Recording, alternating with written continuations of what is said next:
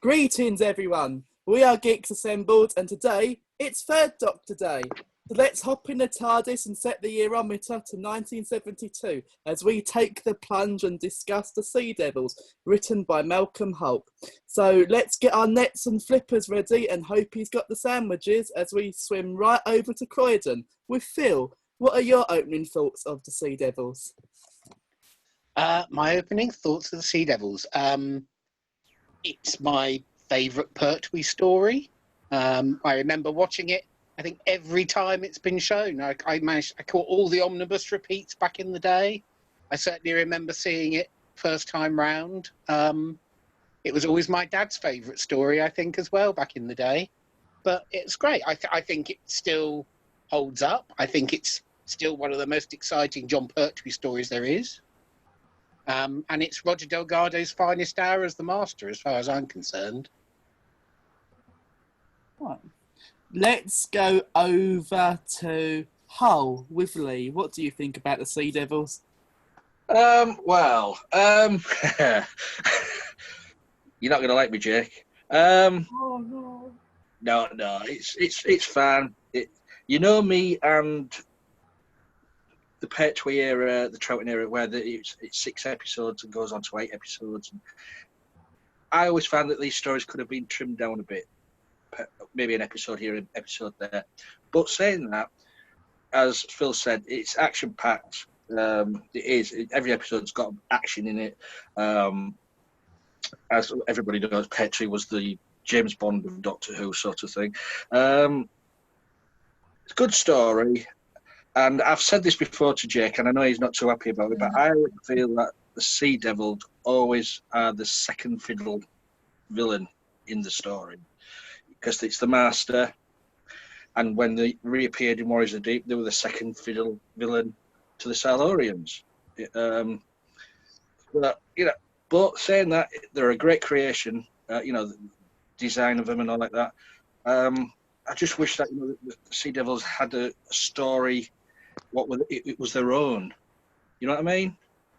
No taking orders from the Master. No taking orders from the Silurians. Just a Sea Devil threat.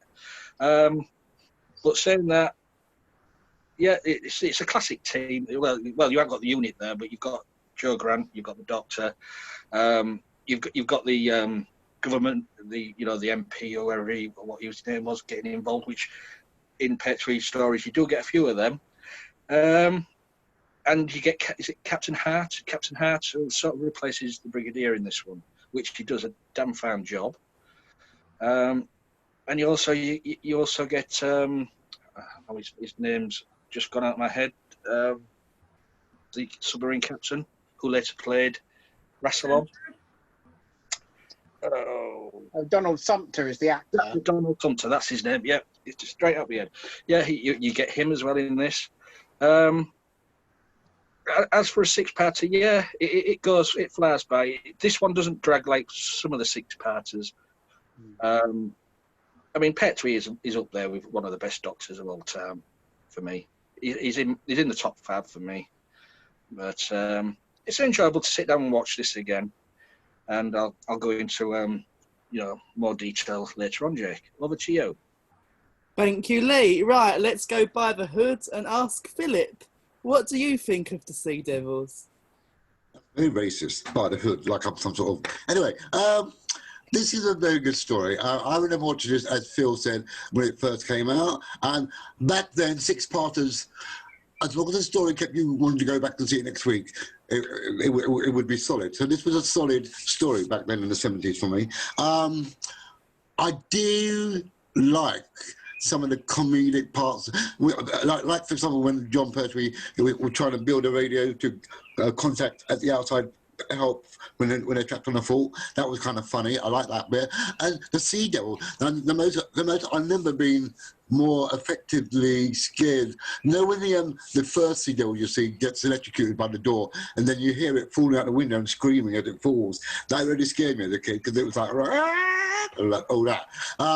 As for characters, the Master, as Phil said, yes, this is my favourite story of his because he gets a lot to do and he's very effective in the story throughout. Very good. And of course, only he could pass off the clangers as being alien life forms when they're not. Yeah, very good. The guy, Colonel Trenchard, I like how he was suborned by the master by using his belief and thinking he's doing right for the country, whereas he wasn't. He was being, twisted by the master's will. And what else? Joe was finding it here and there. It was nice, the little niche bit when when the Doctor and Joe meet, go and visit the master for the first time. That's kind of neat and cute. And it gives a backstory of their being friends before they were enemies, and that was kind of cute. The sword fight was good, was cool. And the Sea Devils, I thought they were a little bit underused until the second part of the stories, say from episode 4 onwards. There's not enough of them, and when there was, it was just here and there, little pitch battles here and there. But that's cool. Overall, the story's good. It might be 6 parts too long, but I can cope with that, and it still stands up for me. Well, thank you, Philip. Let's go over to Pond to Susie. What are your opening thoughts on the Sea Devils? All right. Well, I like a master story, and I know that they replaced UNIT with the Navy because there wasn't such a thing as UNIT for the Navy, and the British Empire has always been Navy strong. And so, it was good that they involved them. It was good that was part of an element of the story. And because it was Navy, they had to fight the Sea Devils. And the Sea Devils, who knows what they call themselves? I mean, you don't even really get it in Scales of Injustice. You just kind of think that they are the people, and that we are just the apes. And so that's fun. And the other thing that's really interesting is the minefields that are all around. I mean, that was, addressed by Princess Diana back in the day. She was like, let's clear these things because everybody's getting maimed. And this was the 70s, and so, or UNIT dating controversy. Who the hell knows what actual decade it is, but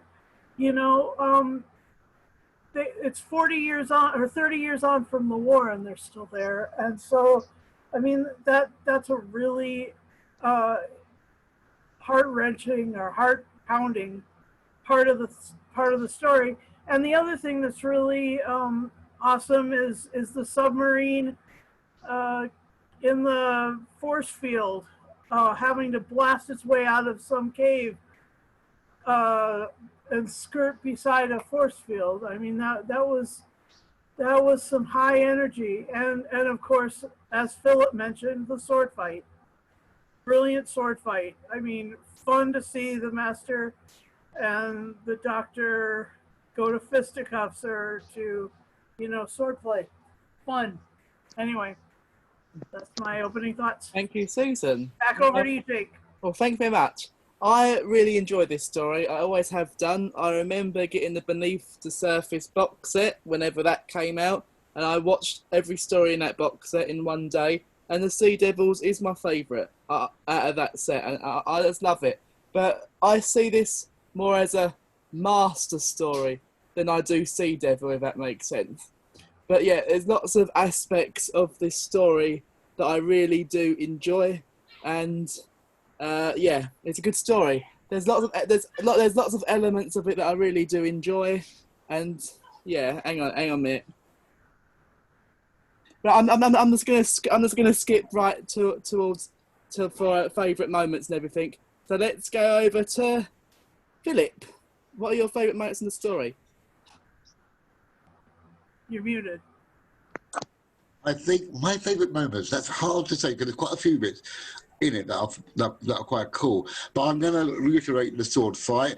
I'm also going to reiterate bits where the Master tries to hypnotise the guards to, see whether he's got the power of them, and it doesn't work, and he sits there all frustrated and like, want to get out of it. And and just the pitch battles along the way in the stories are my favourite moments.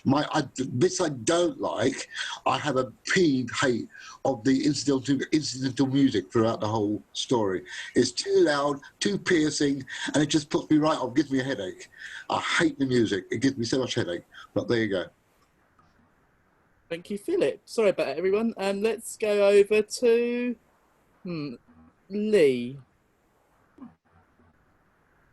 I've got a question about, right, he was imprisoned in this high security prison. Why on earth did they have swords on the walls outside his cell? Not really in prison there, Lee. It was a government prison. Yeah. But he wasn't really in prison there. He was running the show. Yes, but why? Yeah, but I get what you're talking about. Yeah. If it's a prison, there should be no weapons at all, especially just outside a cell. Well, I mean, Because it was his design. I mean, the thing is, it's obviously like a converted thing because he's a one-off criminal. It's not an open facility. It's presumably been done specially just to house him on an island away from civilization. So, when I sat down and rewatched it this week, I thought, that's what used to niggle me before, the swords on the wall. I'm thinking... Yeah. But of course, if he'd been a proper prisoner, if he hadn't obviously got hold of Trenchard, he'd have been stuck in his cell, so those swords would have been fine outside anyway. Yeah. Oh, all right. Yes, it is. But I agree, it's a bit silly. But Wouldn't the master, in his flamboyancy and his dastardly doings, have placed them there just in case he wanted to? no, because where would he have got them from? No, I mean, it's because it's a converted little castle thing, and I think it's like purposely been made into a prison just for him. Yeah. There's no other cells there. Do you know what I mean? It's just Trenchard and him in a cell with a few guards. So, in these grounds. So I think it's like a specially built thing. Delgado in this is awesome. Well, he's awesome in every episode he did. Just a quick sidestep, though. That particular prison is again revisited in the Big Finish story, Vampire of the Mind. He goes back there. Oh, well, I've got no idea about Big Finish. Yeah, I'm just saying that. Philip is right. You just triggered a memory. I remember that now. Back to me. I don't know who that was on the phone. I tell you what I do like, the scene where the sea devils are coming out of the water. Yeah. Because I think, if I'm right, this was it the Havoc stunt team? That's right, yeah. And, I wish our friend Craig was in here doing this cast because his uncle was part of that team. Oh, really? Which one? I don't know, to be honest. He always used to say, my uncle was in the Havoc team. But you've got to a big thumbs up to those guys. I mean, back then there was no health and safety, and especially wearing those costumes and waiting under the water for some sort of signal to pop up.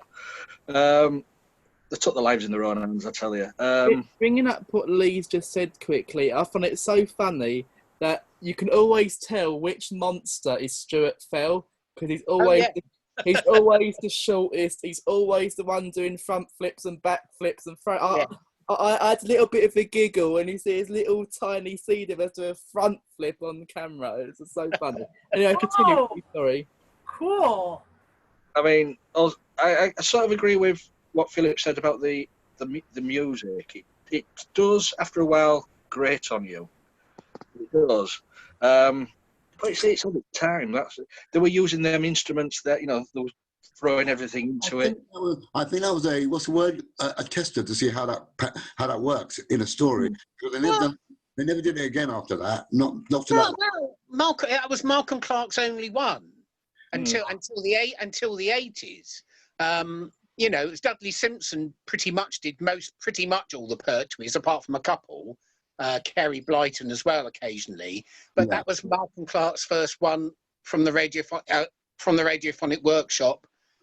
It was the first totally radiophonic score.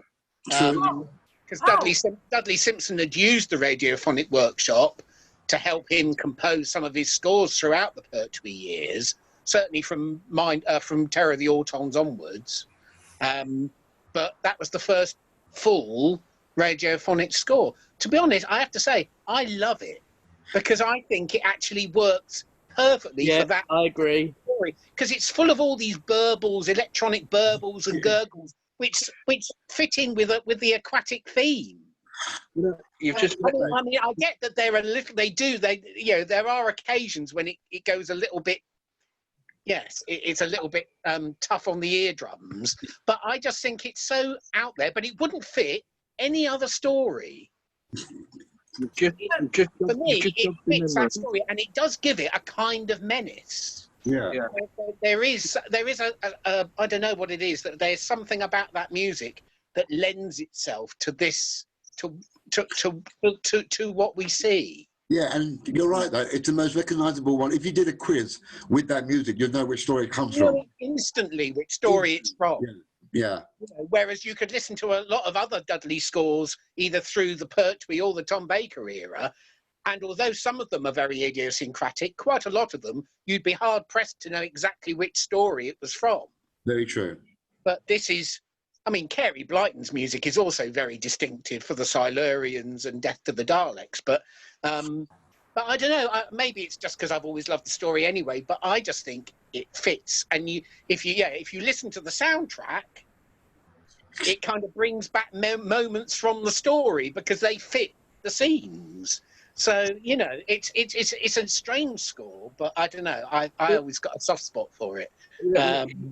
So you mentioned the score there. You've just jogged my memory about something what was made in the mid-90s by Dwas. A comedy spoof charity thing called Few Doctors. Oh, yeah, I know that, yeah. And the Sea Devil was in that. And they used that music and the babbling of the Sea Devil to real comic effect. Yeah. That was, I mean, that brings back memories watching that. But it just showed you that the Sea Devils weren't really taken seriously with that sort of thing. But they're great monsters. It's just a pity, as it's been said, it was more of a master story. Yes, no and monster, I think no that's how it monster was in written. Doctor Who was ever taken entirely seriously. No, but if you have could ever Daleks and do-rags and you got Cybermen doing disco dancing and in their, it's all. Yeah, but I mean, but they take them. I mean, I think I know what you mean. That they're less of less thought of.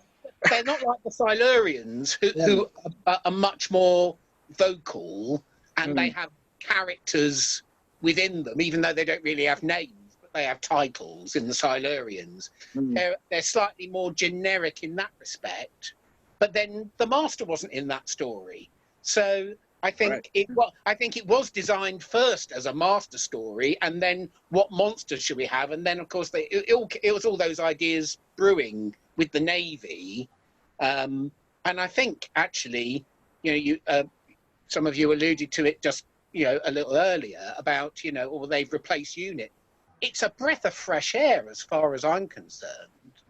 These brand new characters, you haven't got the same old. It means that everything is new.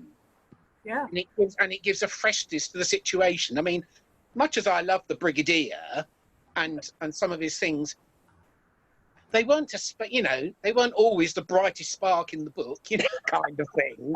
And quite often they were sent up and it all became a bit cozy. Yeah. The fact that this the fact that this is the Navy and they don't know the Doctor, they don't really know much about UNIT. I think it just releases the whole thing, and again it makes it feel of its own. It makes it unique, really. In the Pertwee era of having a present day story, or at least a present day to whatever the time is, without the Brigadier and Benton and all of that. So I like that. I like that. That's one of the things I like about it, really. Cool. What I like is I like it when the doctor and the master are trying David to work on Susan. that creature, on that controller for the wake up module. That is like, because it's Pride Day in my city. That is the thing that gives people the most slash fodder for Doctor Who in terms of writing Doctor Master. It's the starting point of the Doctor Master slash. Anyway, I just thought that was really sort of sweet and sort of cool how they were working together, and how that kind of showed that they actually had a friendship before an enemy ship, and they were frenemies. So. Yeah. Can I add?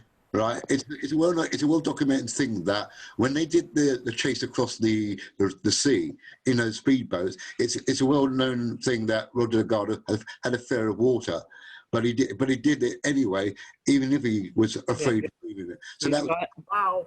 And he was recovering from a car accident too. oh He badly bruised his chest in an accident. And when you watch the sword fight scene, you can see Delgado wince, and that's because he was in agony. Because he told Pertwee not to go careful with him, just to do so it looked like realistic, and that's why you see him wince in pain. It isn't because it's part of the acting; he was genuinely in agony. That's new to me. Oh. Absolutely new. Wow. But then, of course, Derek Ware did an awful lot of that fight. You know, Delgado did certain scenes in that sword fight, but he's substituted by Derek Ware for quite a lot of it.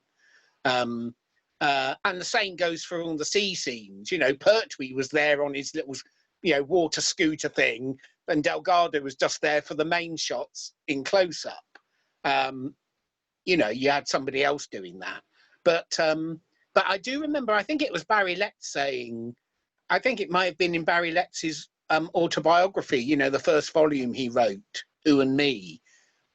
Pertwee always liked to big himself up in stories. He was a storyteller. And so he would always go on about how Roger Delgado was the bravest coward he'd ever met, and all of this kind of thing. And Barry Letts actually said, well, actually, no, he wasn't. He wasn't. He didn't like the water, but he wasn't petrified of it. It was like it had all been built up a little bit in the stories to make Pertwee like the hero of the story a bit. So yes, he didn't like it, but he wasn't a coward, and he wasn't that scared. He just didn't like it. And so there's balance to all these things. Pertwee was a raconteur, and he was always the hero in his stories. So, and Delgado wasn't there to give his side of the story either. So, I think Barry Letts did correct a few of those stories in his autobiography. Kind of helps. Yeah. It's a kind of story. Oh, it's it right over to Susan, because she's showing us a beautiful VHS of the Sea Devils. What are your favourite moments? I kind of like the sweetness of that beautiful scene between the Doctor and the Master when they're working together, and I love how that lended itself to a whole slew of fan fiction, and started a genre of fan fiction that was only present in Star Trek, and now it was very present in Doctor Who, and that was delightful for me. And the other thing that I bought this thing because we're doing this, and I just think that this is a worthy story, and I love the Navy parts of it. I thought that was so British. I mean, especially when he was like name dropping Horatio, like Admiral Horatio. I just think that's just. Does it get any more British? I don't know. It's Right. a great script. It's a great script. It's a very typical 70s Doctor Who story as well. It's very Doctor Who. And like, has anybody else not said their favourite moments yet before I continue? Have you No, got to go? no, probably not. So what happened earlier sort of slumped me a little bit. But this there's so many favourite moments. Like Susan picked up a Doctor and the Master in this story. It really shows that the Doctor genuinely does care about the Master, even though the Master's always trying to kill him. And I really love the Doctor and the Master's relationship in this era. I don't think we've even come close to it with any of the other Doctors and Masters. No, absolutely. It helps they were best friends behind the scenes as well. Really helps because you can see the chemistry they have. And obviously, how can I not mention this story without the infamous sandwich scene in the naval base? Something that has become such a gimmick with this Doctor in expanded media like books and audios. It's just so funny when Joe's desperately trying to grab at a plate of sandwiches and the Doctor's just parading them around the room and giving them to other people. It's just a wonderful story. The only little bit of an issue I don't really like with the story is the set design of the Sea Devil base.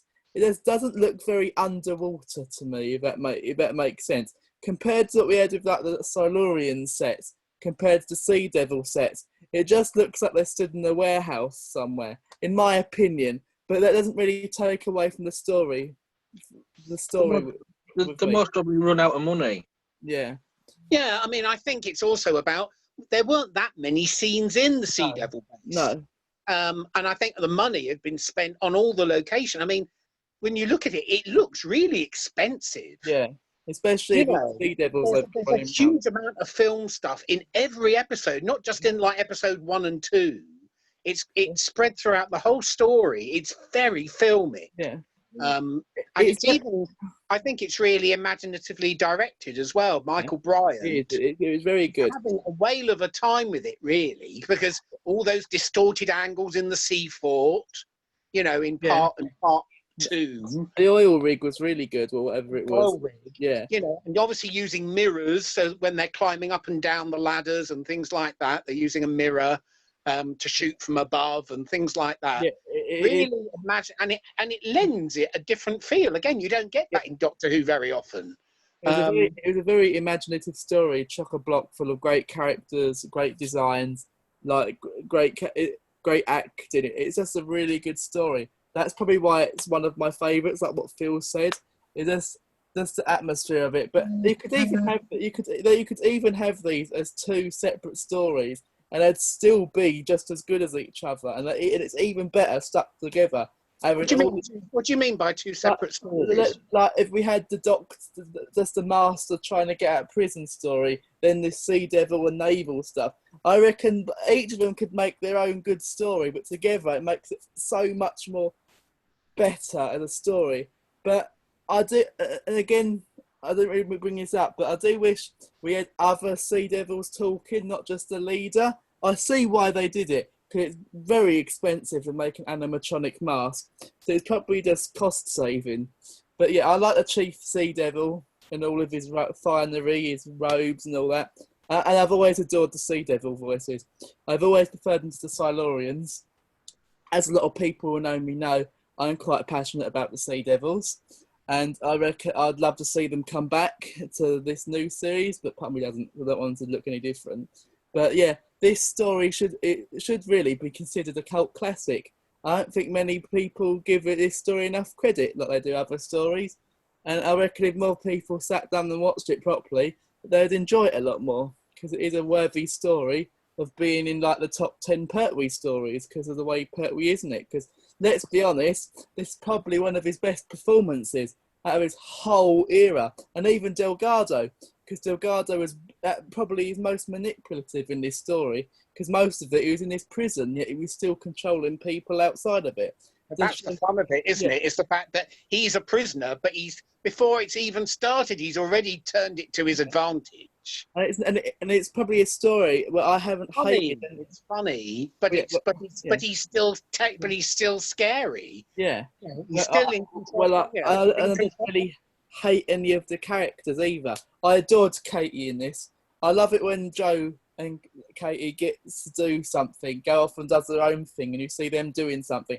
I think Joe's a perfect companion for stuff like that because of a like activist kind of character. I think it works really well, and Jill's really. It's so hard to find faults with it. Like Phil said about the music, I've never really had an issue with it. It'd make a good alarm clock if you wanted to wake up in the morning. It's so loud, but it does set the tone, cause, especially in the oil rig where he's running around in the dark being chased by a sea devil. What a good scene that is. And then we have like cliffhangers with like the sea devil like poking around the building and Joe screaming "Doctor!" And it's so action packed, like Lee said. And each part leaves you wanting more, if that makes sense. It all flows nicely. It isn't one of those stories where you've got a really boring episode that drags on halfway through and it sort of like lets the rest of it down. It's proper, it's fluid. It all flows nicely into each other. And I don't actually agree that it should be cut down because of how it all flows together. I think it needed to be 6 parts to express this kind of story. Right, now I've got my passionate speech about the Sea Devils out of the way. Let's go round and give our final say and score. Can I just mention something too? Yeah. All right, one more thing. I think that the weaponry in this was really interesting. First of all, there was like the sword play, and then there was the Sea Devil guns, and then there was torpedoes and bombs, like what are they called? Mines. Sink bombs. Mines. Anyway, yeah. Deep sinks. And then there was the mines. And I mean there was so much crazy weapon guns, just tons of different kinds of guns. And, I mean the weaponry was incredible. Yeah. I also want to bring up a point, Phil can correct me on this. Isn't this the first time we properly see the Third Doctor's sonic screwdriver with the yellow bands on the column at the top? Yes, I think so, yeah. Like, properly closed up. That's right, on location, yeah. I thought so, yeah. Right, then. There's one thing, actually, I was going to say, because I'm going to make this open floor, so everybody pitch in with what you want to say.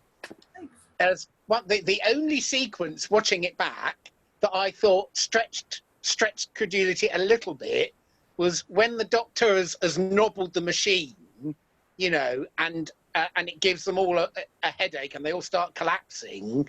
But the Master is right next to him. And yet this sequence goes on and on, you know, with this awful noise and all the Sea Devils are falling over with this high-pitched whine going through. And the Master could have reached over and turned the machine off. But it goes on for like 3 minutes. Do you reckon that's part of the Master's character?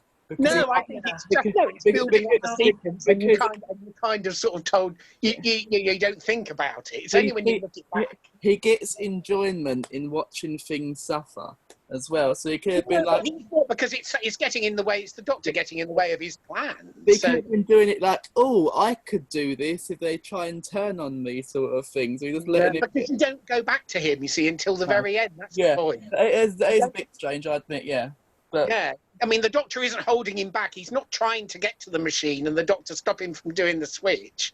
He's literally just stood by watching, which I thought was rather funny. But I've just remembered a scene on the minefield with the Doctor jumping on the barbed wire. Oh yeah. So Joe can get across. That's right. Yeah. Brilliant, heroic. But if you watch it again, he does that, lays down. Joe goes across. She grabs hold of the barbed wire to get across. Yeah, I was going to mention that. God. That's probably because he fell the first time they did that. He fell on his sonic screwdriver and bruised his ribs. Ooh. Oh, down and it was in his inside pocket. So he was in a bit of pain himself then. Right. Are we all ready to go and final say and score? Have we got anything else to say, everyone? I could probably talk for much longer. Right. Since he's doing something, let's ask Phil. What's your final say and score? Philip, I mean, sorry. Oh, Philip. Philip, what's your final say and score? Sorry about that. I'm distracted by something. Final say and score. Like I said earlier, it's a great story. Yes, it's a bit long, but it keeps you watching. In my eyes, I enjoy it all. Roger Delgado, biggest standout story for him. Love it to bits. Everybody else, the cast and extras that were part of the story, well done. And yeah, it's cool. The only dislike is the music. I just don't like the way it's just piercing and it takes me out of the story. So I'll give it a 9 out of 10. Right then, let's go over to Susie. What's your final say and score? Well, I'll give it 9.5 torpedoes out of 10. Right. Oh, it was cool to rewatch it, and it was cool. Yeah, I agree. So I at least watch it 3 times a year. That's how much I enjoy it. Right, since he's got his Sea Devil out and I'm proud, let's ask Lee, what's your final say and score? It was good to watch. I agree with what you said about the 6-parters. It doesn't drag on this one, which is surprising on this. The Delgado Pertwee relationship is just brilliant on screen. Kate is brilliant. I'm going with Philly on the music side. It just grates slightly on me. It's bearable. So on that, I'm going to give it 9 string vests out of 10. Right then, let's go over to our talking encyclopedia. Phil, what is your final say and score for the Sea Devils? Wow. Yeah, it's just great. I think it is the best Pertwee story for me. You know, I love the Green Death as well, but I think the Sea Devils has it all, and I'll give it a 10. Well, thank you very much. And I myself will give it. Do you know what? I was going to give it a 9.5, but no, I like my friend Phil here because I loved it so much. I'm going to give it a 10. It's a superb, sublime story.